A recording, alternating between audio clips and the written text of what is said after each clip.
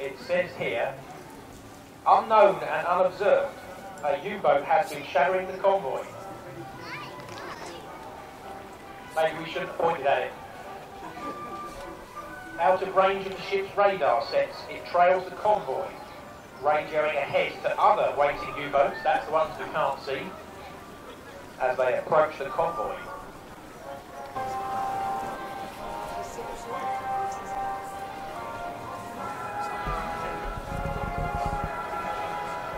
With the U-boat threats lurking, attacks can be expected from any quarter.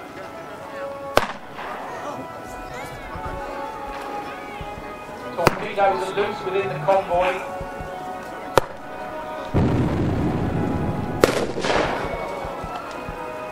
Ammunition has gone up on one. Second ship, distracted by the smoke, ran into a small island. The captain has been shot.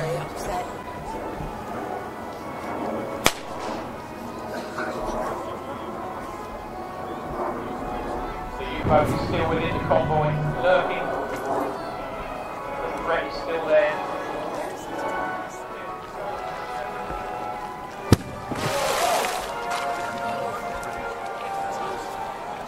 We've lost a ship to the threat of the U-boats. A corvette closes in to see if any help can be offered. A U-boat is loose within the convoy and has pressed home its attack.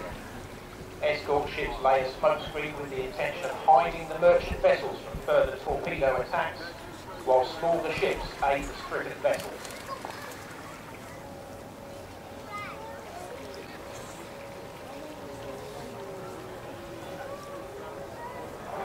Ships are soon able to establish an approximate position for the U-boats using hydrophones as corvettes approach their targets.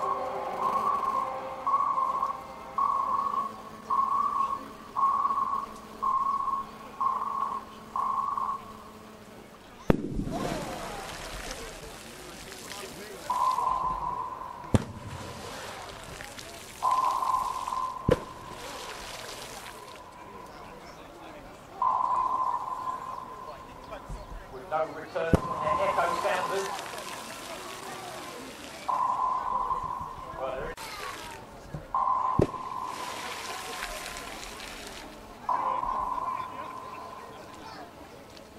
Oh, I'll tell you what. How much fun do you have in a boat? The remaining U-boats withdraw, allowing the convoy to proceed on in safety. Except obviously for the broken down merchant ship, the one we blew in half earlier. I think a quick round of applause for our on the water operators is required. Thank you very much. Now we'll just be preparing for our landing, which is the last part of the display. Since 1942, Churchill has been an enthusiastic proponent of the portable harbour concept. In a memo of mid-42, Churchill called for the following: piers which must float up and down with the tide. The anchoring problem must be mastered. Let me have the best solution worked out. Don't argue the matter. The difficulties will argue for themselves. Two harbours, Mulberry A and B, were assembled and were soon in action. Offloading vital supplies at the outer part of the structure is the spud floating jetties, capable of offloading a number of ships at one time.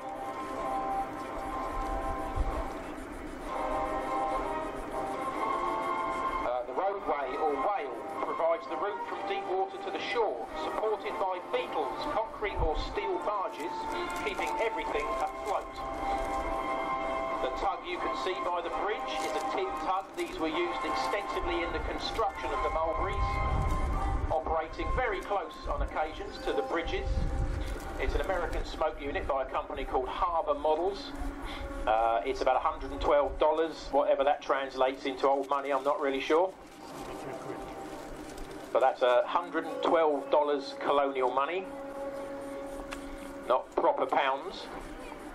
As I say, the tin tugs were sectional tugs built in bits, very simple construction. They could be built by engineering firms, then shipped by road to small shipbuilding yards where they could be welded together. Over 173 were built. This is one of the last surviving ones. This one was still serving in Portsmouth Harbour up to 1973. She wasn't this colour then, she was black and buff, traditional black and buff colour, and I think she'd been converted to diesel by then, but she'd done long and sterling service. Protecting the landing craft, you will see a motor torpedo boat. This is the Vosper Thornycroft 73-foot motor torpedo boat. She might just show her your legs. Her legs. She won't show you your legs. There's a little strain, but she will show you her legs if you ask her nicely. Let's see what the motor torpedo boat can do. The 73-foot Vosper motor torpedo boat came into service from 1973 onward. No, start again. 1943 onwards. She was the first MTB to be fitted with 4 torpedoes. They were air launch replacement for air launch torpedoes. RAF and Coastal Command had stopped using the 18-inch torpedo, and we're now using guns and bombs. So a large surplus of 18-inch torpedoes are available. So this boat was built to accommodate them. We have landing craft mechanised. The LCM-3 was an American design by the Higgins Company. It was rarely used to land tanks onto the beach. We are twisting history a little bit here. However, it was used later in the war in this role to cross the Rhine. So more sheltered waters, she was able to carry a Sherman, crossing the large rivers of Germany. Usually at D-Day landings they would have landed troops and small armoured vehicles rather than the tanks, but for the sake of today's display we'll be running with the tanks. On the 11th of June, Adolf Hitler issued a no retreat to his forces order. They had no choice but to hold their ground, and in holding their ground in Normandy over the next 2 months they were to be destroyed by massive Allied firepower in a repeated series of attacks.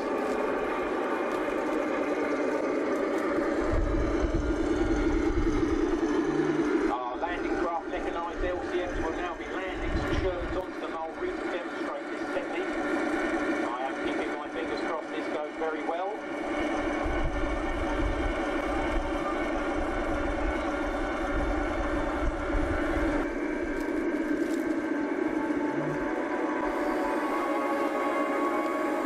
As the first landing craft comes against the Mulberry, the door comes down. The extremely nervous tank operator prepares to disembark my tank. No pressure. What we normally do is keep the throttles on the landing craft, as we've learned from bitter experience that when the tank makes contact with the ground, the tank tracks push the landing craft away and the tank drops into the hole in the middle. Successfully deployed number 1. Now all he's got to do is get onto the ramp without disappearing into the water. And the second landing craft is actually planning to land in Berlin as he approaches at full power.